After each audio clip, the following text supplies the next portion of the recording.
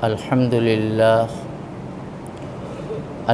لله نحمده ونستعينه ونستغفره ونؤمن به ونتوكل عليه ونعوذ بالله من شرور أنفسنا ومن سيئات أعمالنا من يهده الله فلا مضل له ومن يضلله فلا هادي له ونشهد أن لا إله إلا الله وحده لا شريك له ونشهد أن سيدنا ونبينا ومولانا محمدًا عبده ورسوله أما بعد فأعوذ بالله من الشيطان الرجيم بسم الله الرحمن الرحيم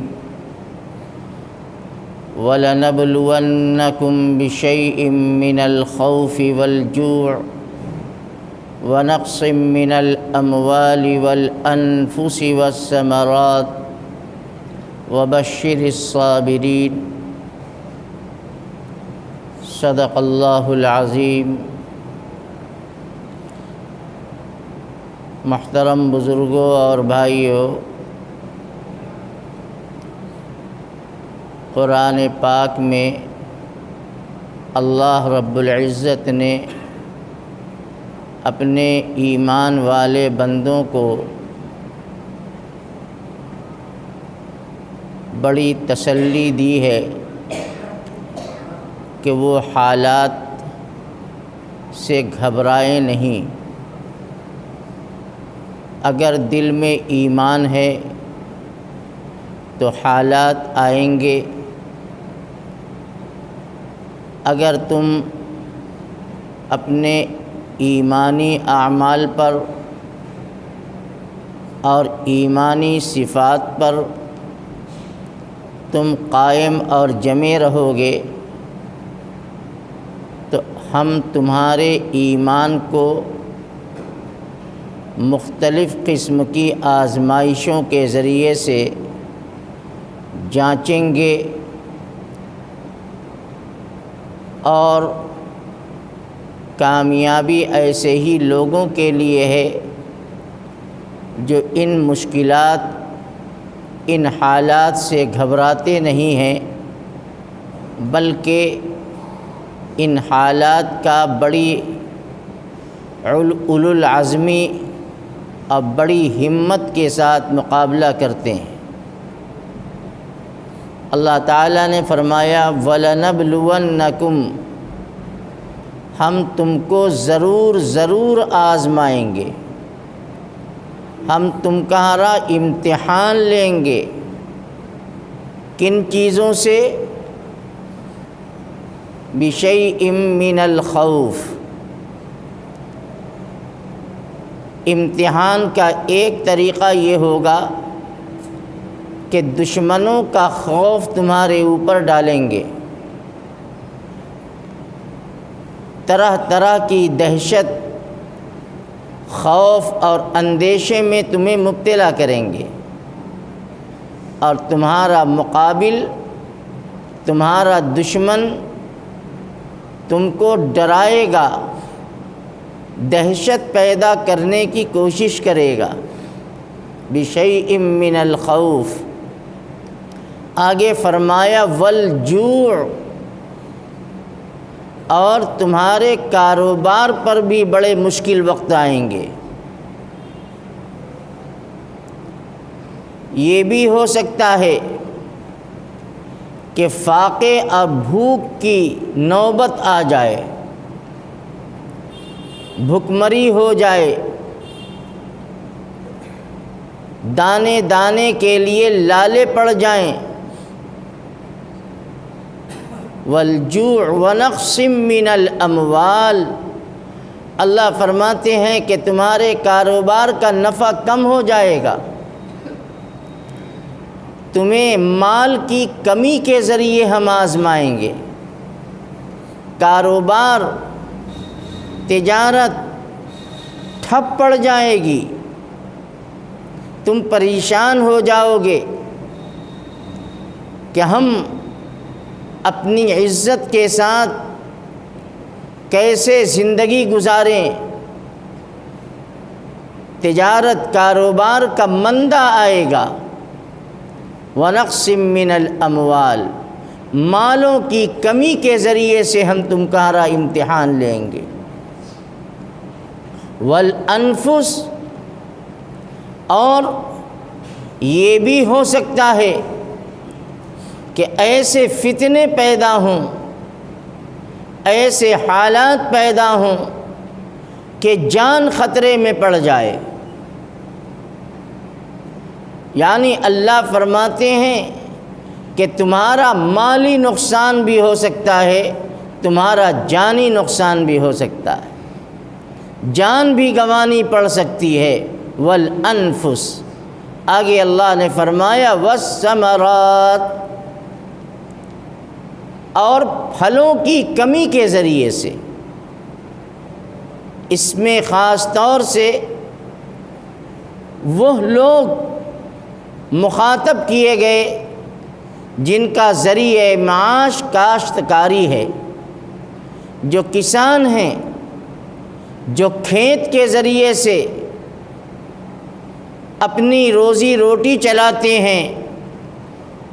ایسا بھی ہو سکتا ہے کہ تمہارے باغات سوکھ جائیں، پھل نہ دیں، تمہاری کھیتیاں تمہارے اندازے کے مطابق غلے پیدا نہ کریں، یہ سب ہو سکتا ہے۔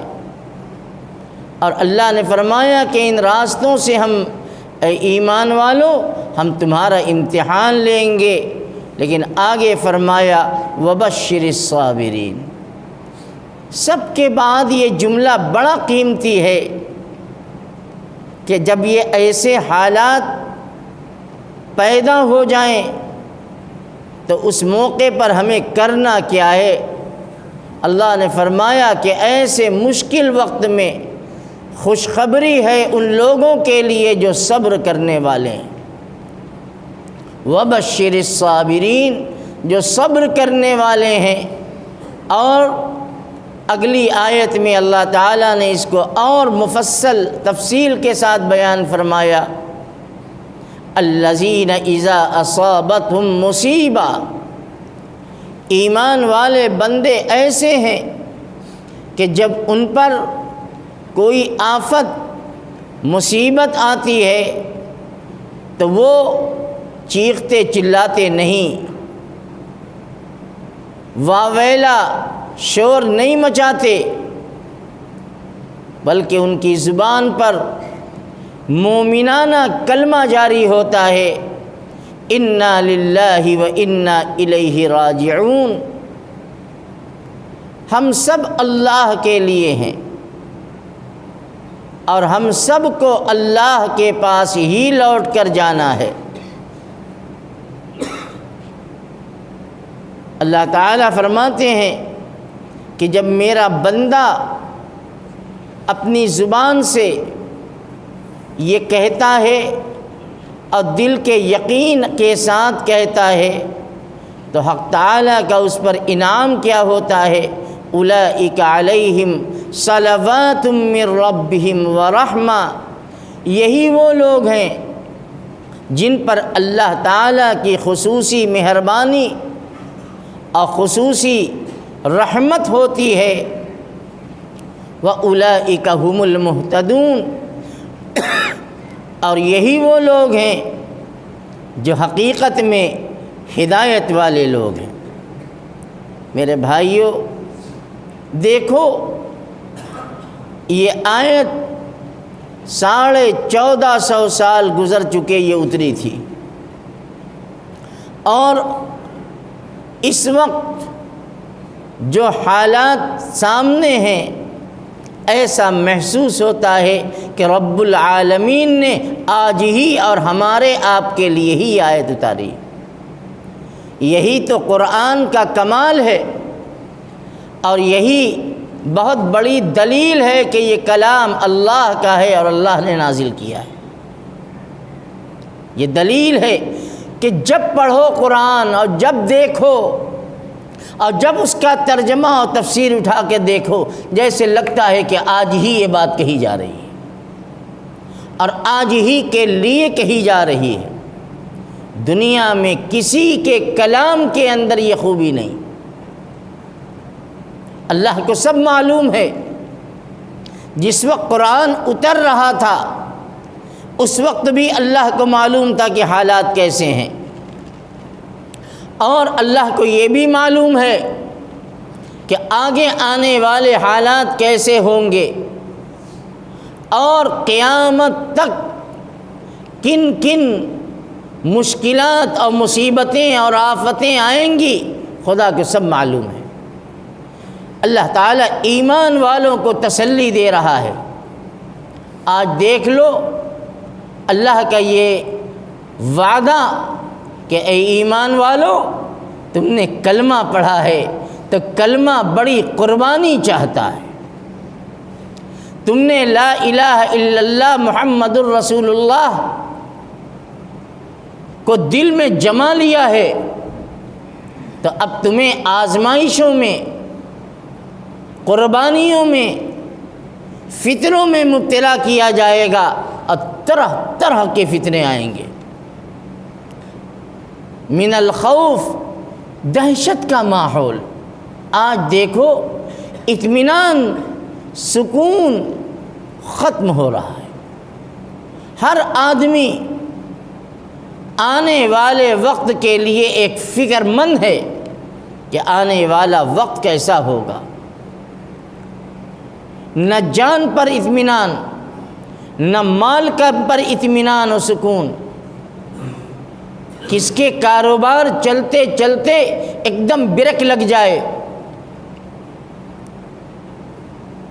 گھر سے نکلیں سفر پر خدا جانے کیا ہو جائے، اطمینان سکون اٹھ چکا ہے۔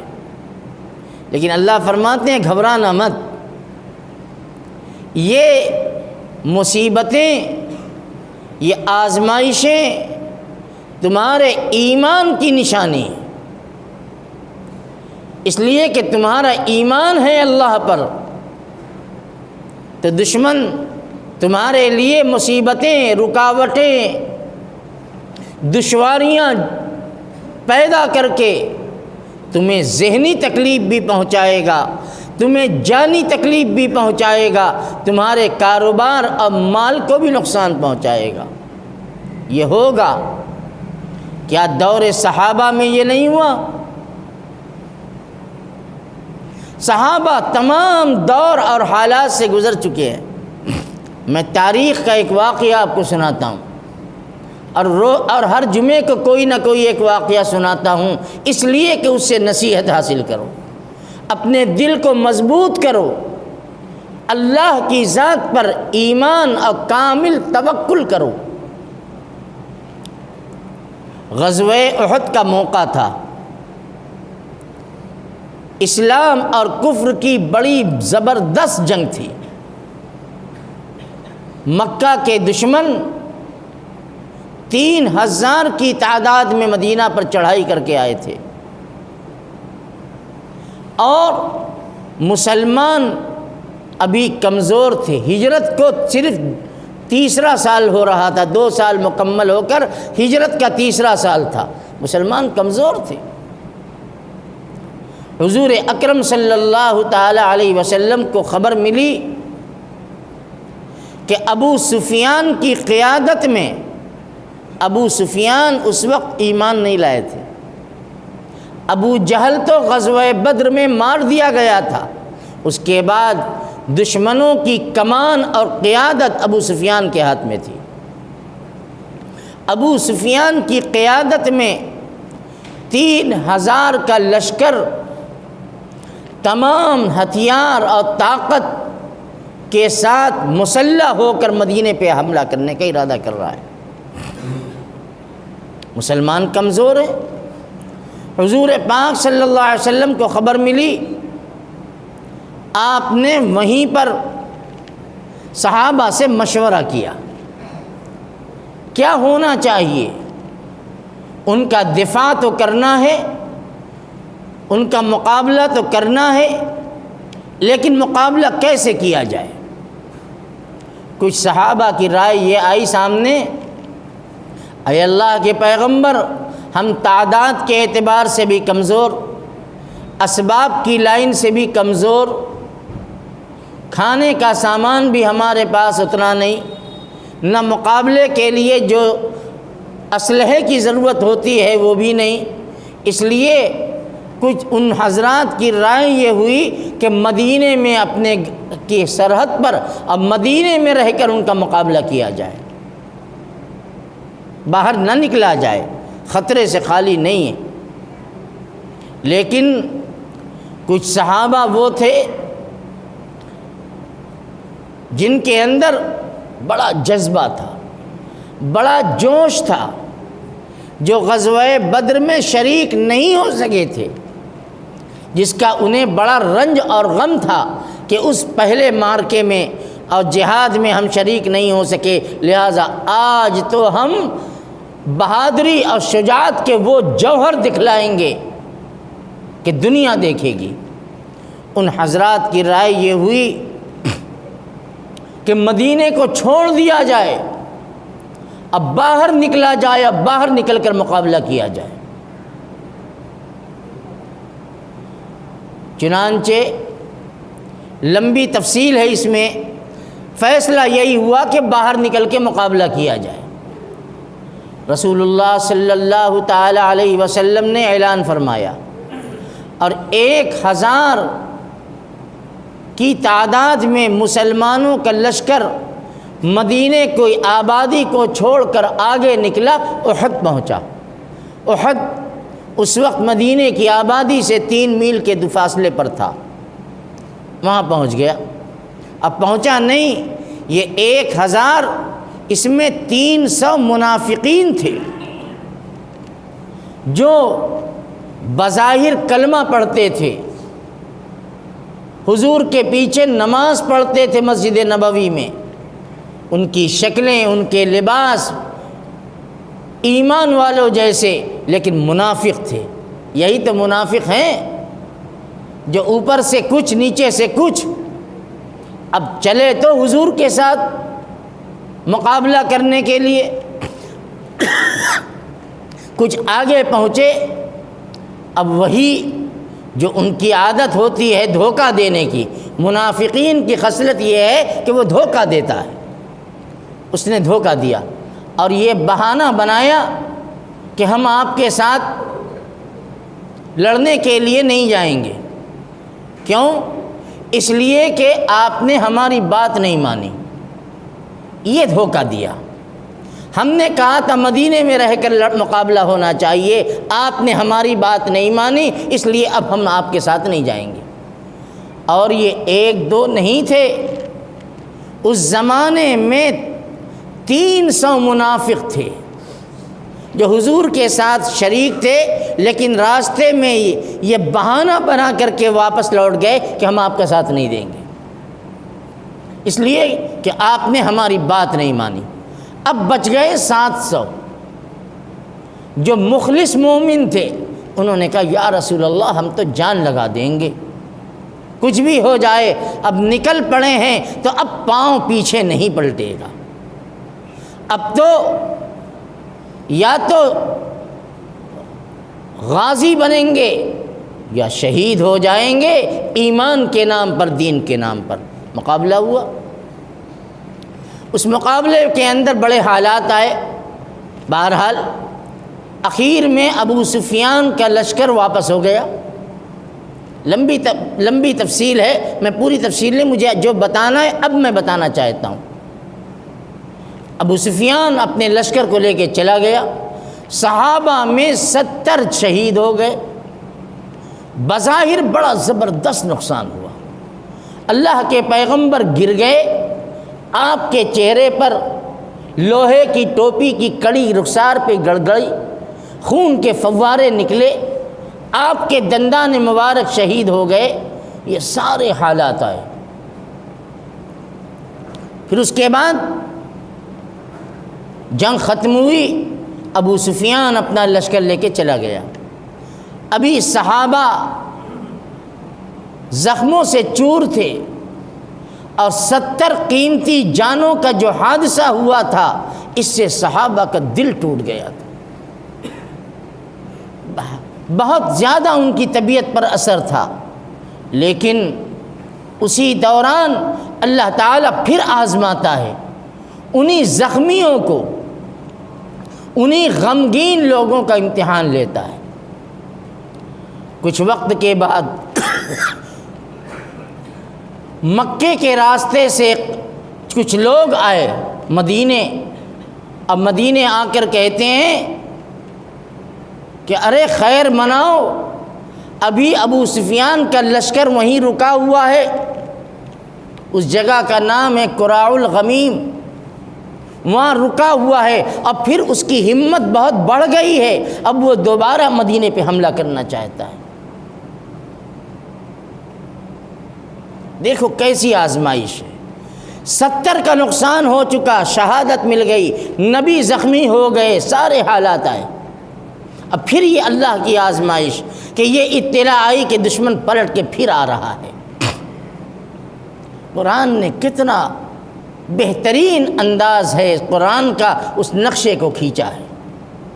الذین قالوا ان الناس قد جمعوا لکم فاخشوہم، اس وقت کو یاد کرو جب لوگوں نے آ کر کہا کہ دشمن تمہارے خلاف پھر اکٹھا ہو گئے ہیں اور تمہارے اوپر پھر حملہ کریں گے، فاخشوہم، مقصد یہ تھا کہ ایمان والوں کو ڈرا دیں،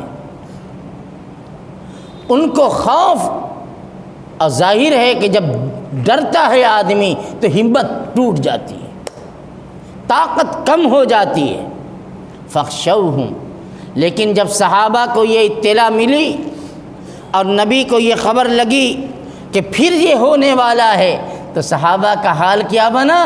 اللہ قرآن میں فرماتا ہے فاخشوہم فزادہم ایمانا، دشمنوں نے تو ڈرا دیا لیکن یہ ایمان والوں کا ایمان اتنا مضبوط تھا کہ ان کا ایمان اور بڑھ گیا، فزادہم ایمانا، ان کا ایمان اور بڑھ گیا۔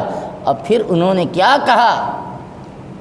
وَقَالُوا حَسْبُنَا اللَّهُ وَنِعْمَ الْوَكِيلُ، ایمان والوں کی زبان پر ایک جملہ آیا، حَسْبُنَا اللَّهُ وَنِعْمَ الْوَكِيلُ، اللہ ہی ہمارے لیے کافی ہے اور اللہ ہی ہمارے لیے بہترین کارساز ہے، کام بنانے والا ہے۔ میرے بھائیو، یہ آپ کے اسلاف کی تاریخ ہے، یہ حالات ان کے اوپر آ چکے ہیں اور اللہ تعالیٰ نے قرآن میں ان کے حالات کو اتنی تفصیل کے ساتھ بیان فرمایا ہے۔ تو وہی رب العالمین فرماتے ہیں ایمان والوں سے کہ وَلَنَبْلُوَنَّكُمْ بِشَيْءٍ مِّنَ الْخَوْفِ وَالْجُوعِ، ہم تمہیں کاروباری نقصان، جان کا نقصان، طرح طرح کے خوف اور اندیشے، بے بنیاد جھوٹے الزامات، اور جس کو کہتے ہیں انگریزی میں ذہنی ٹارچر کریں گے، تمہیں کچوکے لگائیں گے تاکہ تمہاری ہمت، تمہاری طاقت جواب دے جائے اور تم ہمارے اشارہ و ابرو پر ہم جو کہیں وہ کرنے والے بن جاؤ اور جو ہم کہیں وہی سن لو۔ یہ حالات آئیں گے، ہے حالات، آج سب جانتے ہیں، یہ صرف آپ کے شہر یا آپ کا نہیں، پورے ملک میں یہ حال ہے کہ بندی کا سناٹا پسرا ہوا ہے، کاروبار ٹھپ ہے، چاہے کسی لائن کے کاروباری ہوں، ہر آدمی فون سے، میری بات بہت سے لوگوں سے، دور دور کے لوگوں سے ہوتی ہے، کچھ لوگ سفر سے واپس آتے ہیں ان سے میں بات کرتا ہوں، ہر طرف یہی حال ہے۔ لیکن یہ آزمائش کا دور ہے، یہ ایمان والوں کو آزمایا جا رہا ہے، اس لیے کہ جو اپنا ہوتا ہے اسی کا امتحان ہوتا ہے، غیروں کا امتحان نہیں ہوتا۔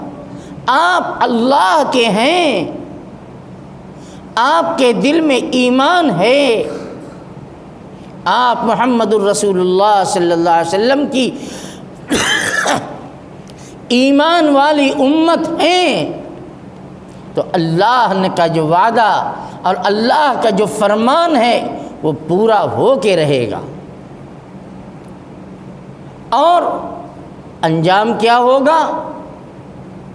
اسلام، مسلمان، قرآن کا دشمن اپنی سازشوں میں، اپنی مکاریوں میں ناکام ہوگا، خائب و خاسر ہوگا۔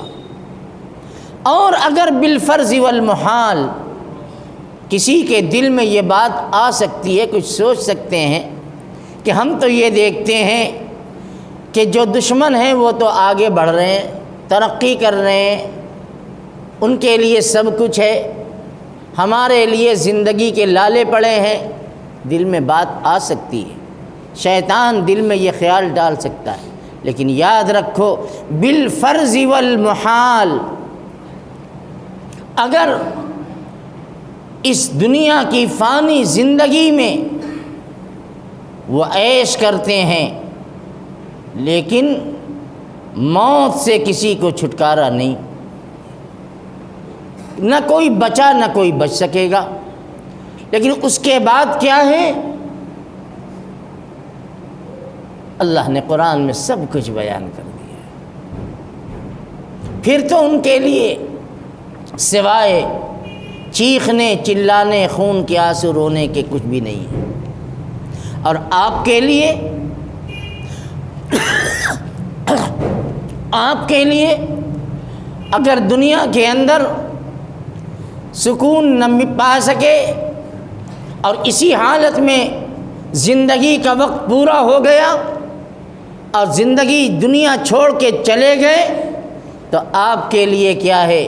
لہم البشریٰ فی الحیات الدنیا وفی الآخرہ، دنیا کے اندر بھی خوشخبری، آخرت کے لیے بھی خوشخبری۔ تمہارے لیے آخرت میں یہ ہے کہ فادخلی فی عبادی وادخلی جنتی، اللہ فرمائے گا کہ آؤ میرے نیک بندو، دنیا میں تم نے بڑی مصیبتیں اٹھائی ہیں، ایمان کی بنیاد پر اور کلمے کی بنیاد پر تمہارے اوپر بڑے حالات آئے ہیں، آؤ آج کے عیش کو دیکھو، آج کے مزے کو دیکھو، دیکھو جنت کے باغات اور جنت کے محلات تمہارا انتظار کر رہے ہیں، تمہارے استقبال کے لیے جنت کی حوریں تیار ہیں۔ اس لیے میرے بزرگوں، میرے بھائیوں، اللہ پر مکمل بھروسہ، پوری عزیمت کے ساتھ، استقلال کے ساتھ حالات کا مقابلہ کرنا ٹھیک ہے، روزی مقدر ہے، میں جو ہے تقدیر سے ملتی ہے، اللہ تعالیٰ نے جس کی تقدیر میں جو روزی رکھی ہے، تقدیر سے ایک دانہ زیادہ آپ نہ پا سکتے ہیں، نہ اس سے ایک دانہ کم پا سکتے ہیں۔ اگر خدا کی طرف سے یہی مقدر ہے تو وہی ہو کے رہے گا، اور اللہ کی طرف سے یہ فیصلہ ہو چکا ہے کہ ان حالات کے بعد پھر آسانیاں آئیں گی، اس لیے کہ اللہ کا ایک ضابطہ ہے، ان مع العسر یسرا، ان مع العسر یسرا، ہر مشکل کے بعد آسانی ہے، ہر رات کے بعد سویرا ہے۔ حالات آتے ہیں، گزر جاتے ہیں، انشاءاللہ یہ حالات آئے ہیں، گزر جائیں گے۔ ہاں ایک کام آپ کر لیجئے، بلکہ دو کام کر لیجئے۔ ایک کام پہلا وہی جو میں مسلسل کہتا ہوں، اپنے کو خدا کے حکموں پر جمع دیجئے، اللہ کے حکموں کو پورا کیجئے، اس میں کوتاہی مت کیجئے۔ اور دوسرا کام جو ہمیں اور آپ سب کو کرنا ہے، اپنی زندگی سے اسراف اور فضول خرچی کو کم کر دیجیے۔ آج شوق کے نام پر جو ارمان نکالے جاتے ہیں، جو شوق پورے کیے جاتے ہیں، آپ ان اپنے ارمانوں پر کنٹرول کر لیجئے، قابو پا لیجئے، اپنی آمدنی کی حفاظت کیجئے، اپنے خرچوں میں جو فضولیات ہیں، جو ضرورت سے زائد ہیں، ان خرچوں کو سمیٹ دیجئے۔ انشاءاللہ آپ کے کام میں، آپ کے مال میں اللہ تعالی خیر و برکت عطا فرمائیں گے۔ اسراف اور فضول خرچ جن کو اللہ نے دیا ہے انہیں اندازہ نہیں ہے کہ متوسط طبقہ اور اس کے نیچے کا طبقہ آج کتنی مصیبت میں ہے۔ ان کے پاس ہے، وہ اسی عیش، اسی ٹھاٹھ، اسی آن اور بان کے ساتھ اپنے ارمان کو پورا کر رہے ہیں۔ اپنے ارمان کو قربان کرو۔ یہ مذہبی تعلیم ہے، اسلام کی تعلیم ہے کہ وَلَا تُسْرِفُوا إِنَّ اللَّهَ لَا يُحِبُّ الْمُسْرِفِينَ۔ اسراف اب بیجا فضول خرچی سے بچو، اللہ ایسے لوگوں کو پسند نہیں کرتا۔ اللہ نے دیا ہے تو اللہ تعالیٰ کی دی ہوئی نعمت کی قدر کرو، جائز موقع پر خرچ میں کمی مت کرو، اب بلا وجہ 10 کی جگہ 1000 خرچ کرنے کا من مت بناؤ۔ یہ ہمارے مذہب کی تعلیم ہے۔ یہ 2 کام ہم کریں، اللہ تعالیٰ غیب سے ہماری مدد فرمائے، ان مشکل وقت کو ختم فرما کر امن و سکون اور سب کے کاروبار اور روزی میں خیر و برکت اور وسعت عطا فرمائے۔ وآخر دعوانا ان الحمد للہ رب العالمین۔ جی ایک اعلان میرے ذہن سے نکل گیا تھا۔ المحمود ہاسپٹل سدامہ پورہ بجرڈیہہ میں آپ جانتے ہیں کہ وقتاً فوقتاً مفت طبی کیمپ لگایا جاتا ہے اور اس میں مختلف امراض کے ماہرین ڈاکٹروں کی مدد لی جاتی ہے۔ انشاءاللہ 29 مئی بروز اتوار یعنی پرسوں صبح 9 بجے سے 1 بجے تک ہسپتال میں مفت میڈیکل کیمپ لگ رہا ہے، جس میں اچھے ڈاکٹر ہیں، جس میں زنانہ امراض اور مردوں کے تعلق سے مختلف امراض کے ماہرین ہیں۔ وہ مشورہ بھی دیں گے اور دوائیں بھی ملی اسپتال کی طرف سے مفت دی جائیں گی، تجویز کریں گے۔ جو حضرات ضرورت مند ہیں وقت کا لحاظ رکھتے ہوئے 9 سے 1 کے درمیان وہاں پر جا کر رابطہ قائم کر سکتے ہیں۔